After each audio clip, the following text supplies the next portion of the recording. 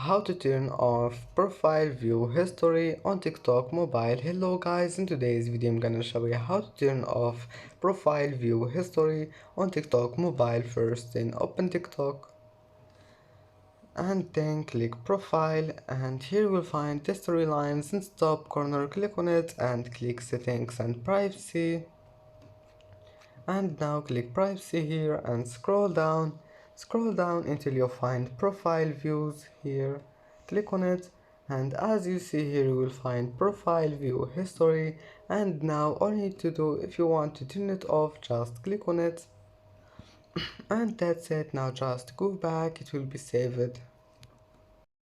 And that's it for today's video. If you like this video, don't forget like and subscribe, and thank you for watching this video until the end, and see you in the next video.